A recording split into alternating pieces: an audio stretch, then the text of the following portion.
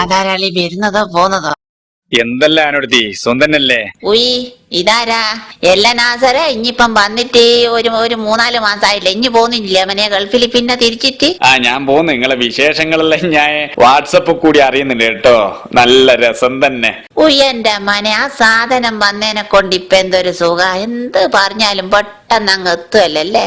എന്താ പറയേ നമ്മളെ സരികേന്റെ സോളാർ വന്നതിന് ശേഷം ഇപ്പം കേളപ്പാട്ട് നേടിയ പോക്കില്ല. ഇപ്പൊ മൊബൈൽ കൊണ്ട് കളിക്കല. ബോർഡ് വിറ്റ വഹിച്ചോണ്ട് ഒരു ഞെക്കി തുടക്കുന്ന ഫോണെല്ലാം വായിക്കുന്നത്. ഏത് സമയം വെറ്റിലേമേല് 100 വെട്ടുന്നതിനോട്ട് ഇങ്ങനെ കളിക്കല മക്കളെ.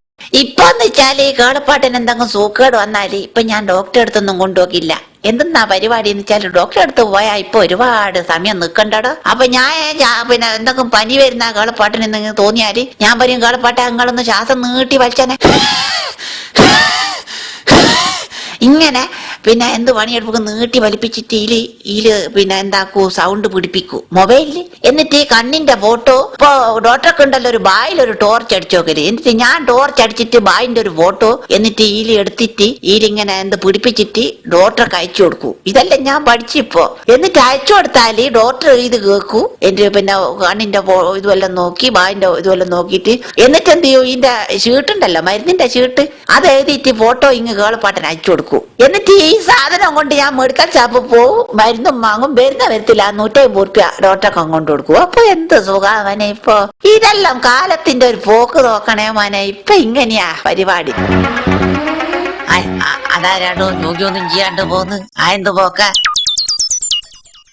ശരി ഇഞ്ഞേനും എല്ലടോ ഇപ്പൊ അടുത്ത ആരേനും മരിച്ച ഇഞ്ഞോയും ചേട്ടനും? എന്ത് പറഞ്ഞാലാ ഞാനോട്? എന്റെ ഏട്ടനല്ലേ മരിച്ചേ? നിങ്ങൾ എന്നെ കൊല്ലുന്ന?